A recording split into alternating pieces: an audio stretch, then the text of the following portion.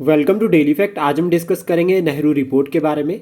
Prelims और mains दोनों point of view जो है वो पूरा का पूरा टॉपिक को कवर करेंगे। हमारा टारगेट रहेगा कि नेहरू रिपोर्ट को जो है वो हम एक यूनिक फॉर्मेट में पढ़ेंगे, यानी कि हम जो है वो कोशिश करेंगे कि मेंस पॉइंट ऑफ व्यू से जो है वो इस टॉपिक को पूरा कवर किया जाए। अगर आप हमारे साथ नए जुड़े हो तो आप हमारे इनिशिएटिव को सब्सक्राइब कर सकते हैं और साथ में शेयर कर सकते हैं। तो देखो, सबसे पहले हम डिस्कस करेंगे क्वेश्चन पॉसिबिलिटी क्या रह सकती है नेहरू रिपोर्ट के रिगार्डिंग। तो सबसे पहले तो इंपॉर्टेंट रहता है फीचर्स को लेकर जो है वो एग्जाम में क्वेश्चन बन सकता है। लाइक आपके पास 4 ऑप्शंस आ जाएंगे और उसमें से कोई एक ऑप्शन होगा जो कि नेहरू रिपोर्ट से लिंक करता होगा, या फिर जो चारों फीचर्स है उसमें जो है वो हेर फेर करके क्वेश्चन बन सकता है। देन उसके बाद सिग्निफिकेंस पूछा जा सकता है मेंस में कि नेहरू रिपोर्ट का सिग्निफिकेंस क्या रहेगा, जो कि हम लास्ट तक पूरा डिस्कस करेंगे। देन उसके बाद रीजंस, यानी कि हिस्टोरिकल बैकग्राउंड क्या है, क्यों रिपोर्ट आई, या फिर क्रोनोलॉजी बेस्ड क्वेश्चन भी बन सकते हैं। तो नेहरू रिपोर्ट जितने भी इवेंट्स हो रखे हैं 1925 से लेकर 1931 तक उसके बीच में जो है वो पूछी जा सकती है। उसके बाद देखो, हिस्टोरिकल बैकग्राउंड हमें पढ़ना जरूरी है। तो एनसीएम यानी कि नॉन कॉर्पोरेशन मूवमेंट 1920 से 1922 के बीच में चली थी, ठीक है। गांधी जी ने लीड किया था इस मूवमेंट को। और देन इसकी यही फेज़ को गांधीयन फेज़ भी कहा जाता है। तो गांधीयन फेज लास्ट फेज है हमारे फ्रीडम स्ट्रगल की, ऑलमोस्ट 1990 से लेकर 1947। और ये हिस्ट्री को पढ़ने के लिए, हमारा जो फ्रीडम स्ट्रगल है उसको पढ़ने के लिए हमने 3 फेजेस में जो है डिवाइड कर रखा है, मॉडरेट, एक्सट्रीमिस्ट और गांधीयन फेज। तो ईजी रहेगा, जहाँ पर मॉडरेट आइडियोलॉजी है वहाँ पर मॉडरेट फेज हो गया, जहाँ पर एक्सट्रीमिस्ट आइडियोलॉजी है वहाँ पर एक्सट्रीमिस्ट फेज, जहाँ पर गांधीयन आइडियोलॉजी को फॉलो किया जा रहा है ब्रॉड लेवल पर, वहाँ पर कहा जाता है गांधीयन फेज। अभी यहाँ पर जो दूसरा जो इंपॉर्टेंट बैकग्राउंड रहता है वो रहता है इमरजेंस ऑफ रीजनल, या फिर अगर हम बात करें यंग लीडर्स, रीजनल लीडर्स भी जो है वो यहाँ पर इमर्ज हुए थे। प्लस जो आपके young leaders like Subhash Chandra Bose, Jawaharlal Nehru, Sardar Vallabh भाई पटेल, तो इनका जो डोमिनेशन है इंडियन नेशनल कांग्रेस में वो इंक्रीज हुआ था। उसके बाद यहाँ पे स्वराज की डिमांड देखो, सबसे पहले हम कॉन्स्टिट्यूशनल रिफॉर्म्स की बात करते थे, फिर उसके बाद हमने बात की कॉन्स्टिट्यूशनल रिफॉर्म्स के बाद रिप्रेजेंटेशन हमें चाहिए, रिप्रेजेंटेशन के बाद हमने डोमिनियन स्टेटस की बात की। फिर गांधी जी ने कहा कि स्वराज का मतलब सैनिटेशन एंड हाइजीन, पहले खुद को बदलो फिर उसके बाद हम देश की बात करेंगे कि आप पहले खुद से, मतलब खुद से स्टार्ट करनी है हमें, फिर फाइनली जो है वो देश जो है वो अपने आप ही जो है वो सुधरता जाएगा, देश में जो है वो अपने आप इंप्रूवमेंट होगी।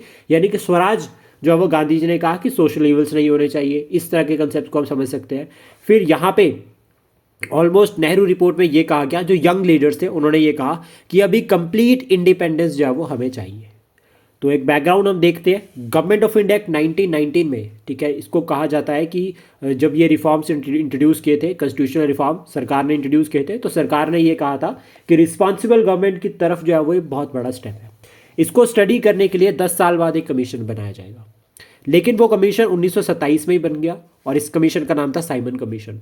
इस कमीशन में टोटल जो है वो 7 मेंबर्स थे, कोई भी भारतीय मेंबर इसमें नहीं था। अभी आप भारत के कानून को स्टडी करने के लिए आ रहे हो, फ्यूचर रिकमेंडेशंस देने के लिए आ रहे हो, लेकिन कोई भारतीय नहीं है इसमें, तो फिर इसका जो है वो बायकॉट किया गया। तो रिजल्ट क्या रहता है कि प्रॉपर जो है वो बायकॉट किया गया, जहाँ पर भी साइमन कमीशन गया वहाँ पर ब्लैक फ्लैग्स के साथ और साइमन गो बैक के नारे के साथ जो है वो वेलकम किया गया। अभी उसके बाद क्या होता है, ये तो सभी ग्राउंड लेवल पर वर्क हो रहा था। फिर ऑल इंडिया कांग्रेस कमेटी की मीटिंग होती है और इसमें ये डिसाइड किया जाता है कि हम भी अपनी एक कमेटी बनाएंगे, और इस कमेटी को चेयर किया था मोतीलाल नेहरू जी ने।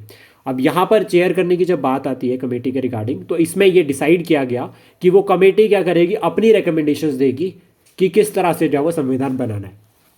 ऑलमोस्ट ये है कि साइमन कमीशन को चैलेंज करने के लिए कमेटी बनाई गई थी under the chairmanship of the Motilal Nehru. Then यहाँ पे ये कहा जाता है कि ये पहला मेजर अटेम्प्ट था to draft constitutional framework for India. हमारे भारत के लिए पहला कॉन्स्टिट्यूशनल फ्रेमवर्क जो बनाया गया वो कहीं ना कहीं ये अटैम्प्ट को माना जाता है कि पहला मेजर अटैम्प्ट है। तो इसके बाद इस कमेटी को बनाया गया था 1928 में, फरवरी 1928 में। और ये कमेटी अपने साथ, मतलब कुछ जो है जब कमेटी बनी तो उसने अपने फीचर्स, कुछ इंपॉर्टेंट रिकमेंडेशंस दी जिसको हम फीचर्स कहते हैं। तो देखो, सबसे पहले का डोमिनियन स्टेटस। अभी यंग लीडर्स क्या कह रहे थे, कंप्लीट इंडिपेंडेंस। तो जो डोमिनियन स्टेटस के ऊपर यंग लीडर्स ने जो है वो कमेटी का सपोर्ट नहीं किया। देन उसका सेपरेट इलेक्टोरेट, यहाँ पर कंसेप्ट आता है कि कमेटी ने रेकमेंड किया कोई सेपरेट इलेक्टोरेट नहीं होंगे, इंस्टीड ऑफ सेपरेट यहाँ पर ज्वाइंट इलेक्टोरेट होंगे, और प्लस रिजर्वेशन जो है वो प्रोवाइड की जाएगी। अब ये अगेंस्ट हो गया मुस्लिम लीग के, क्योंकि वो सेपरेट इलेक्टोरेट पर काम कर रहे थे। उसके बाद यहाँ पर 19 फंडामेंटल राइट इंट्रोड्यूस किए गए, जो कि बाद में कराची सेशन 1931 में फाइनली आईएनसी ने भी एक्सेप्ट किए। उसके बाद यूनिवर्सल एडल्ट फ्रेंचाइज, यानी कि वोट डालने के लिए एक मिनिमम एज होगी जिसमें सभी का जो है वो शेयर होगा, और ये इंश्योर करते हैं पॉलिटिकल डेमोक्रेसी को। उसके बाद बात की गई रिस्पॉन्सिबल गवर्नमेंट की, कि रिस्पॉन्सिबल गवर्नमेंट जो है वो बनाई जाएगी ताकि जो है वो पीपल्स का यानी कि जो लोगों का रिप्रेजेंटेशन है वो भी इंक्रीज हो, और government for the people by the people का कंसेप्ट जो है वो बना रहे। फिर उसका फेडरल गवर्नमेंट, जिसमें जो है वो डिवीज़न अगर हम बात करें एक तरह से सेंट्रल ब्रिटिश प्रोविंसेस, ठीक है, और आपका प्रिंसली स्टेट्स और सेंट्रल गवर्नमेंट, ये तीनों रहेंगी। सेकुलर गवर्नमेंट ओवरऑल बात की गई, प्रोविंसेस में भी सेकुलर होगी, सेंटर में भी सेकुलर होगी, और जो ब्रिटिश प्रोविंसेस है वहाँ पर भी जो है वो सेकुलर गवर्नमेंट रहेगी। देन उसके बाद सेंट्रल गवर्नमेंट जो है वो मेनली उसको हेड करेगा गवर्नर जनरल, और ये गवर्नर जनरल को कौन अपॉइंट करेगा? British government. तो ऐसा जो है वो यहाँ पर फीचर रखा गया। फाइनली उसके बाद ये कहा गया कि सेकुलर जो गवर्नमेंट होगी उसमें जो है वो जो माइनॉरिटीज़ है उनके इंटरेस्ट को पूरा जो है वो प्रोटेक्ट किया जाएगा, ऐसा यहाँ पर जो है वो मेन फीचर कहा गया। देन उसके बाद रिजल्ट क्या रहता है कि फीचर्स आ गए, फिर फाइनली रिजल्ट की बात करते हैं। तो ब्रिटिशर्स ने क्या किया? नेहरू रिपोर्ट की तरफ तो देखा भी नहीं, पहला पॉइंट। उसके बाद साइमन कमीशन की जो रिपोर्ट आई थी उसके बिहाफ पे जो है वो राउंड टेबल कॉन्फ्रेंस जो है वो लंदन में ऑर्गेनाइज करी, और साथ में जितने भी भारत की जो पार्टीज थी उनको इन्वाइट किया कि आओ डिस्कस करते हैं। देन उसके बाद यहाँ पे साइमन कमीशन की रिपोर्ट को राउंड टेबल कॉन्फ्रेंस में स्टडी करने के लिए जब रखा गया तो आईएनसी ने फर्स्ट राउंड टेबल कॉन्फ्रेंस को तो बाइकआउट किया। देन यहाँ पर इंडियंस का क्या रिस्पॉन्स था? तो देखो तीन पार्ट्स में इसको डिवाइड करके पढ़ते हैं। पहला होगा young leaders like Subhash Chandra Bose, वो आपके जवाहरलाल नेहरू, इन्होंने कहा कि हमें तो कंप्लीट इंडिपेंडेंस चाहिए, तो ये शिफ्ट कर गए पूर्ण स्वराज की तरफ कि हमें पूर्ण स्वराज चाहिए, और 26 जनवरी 1930 को जाओ पहली बार पूर्ण स्वराज का जो है वो पूर्ण स्वराज जो है वो मनाया भी गया। देन उसके बाद जिन्ना की अगर हम बात करें तो जिन्ना जो है वो सेपरेट इलेक्टोरेट की डिमांड कर रहे थे इंस्टेड ऑफ ज्वाइंट, तो वो भी सेपरेट अलग हो गए। फिर उसको और जिन्ना अपनी ही रिपोर्ट लेकर आ गए थे। देन उसका गांधी जी की हम बात करें तो गांधी जी एक तो यहाँ पर जो है वो कॉम्प्रोमाइजेशन का फॉर्मूला लेकर आते हैं। वो कहते हैं कि जो आपके यंग लीडर्स थे और जो मोतीलाल नेहरू या जो मॉडरेट आइडियोलॉजी थी इन दोनों की जो कॉम्प्रोमाइज़ करवाते हैं, और ये कहते हैं कि अगर इरविन सरकार ने हमारी कुछ रिकमेंडेशंस को एक्सेप्ट नहीं किया, ठीक है, तो देन हम उसके बाद क्या करेंगे? सिविल डिसोबीडियंस मूवमेंट लॉन्च करेंगे।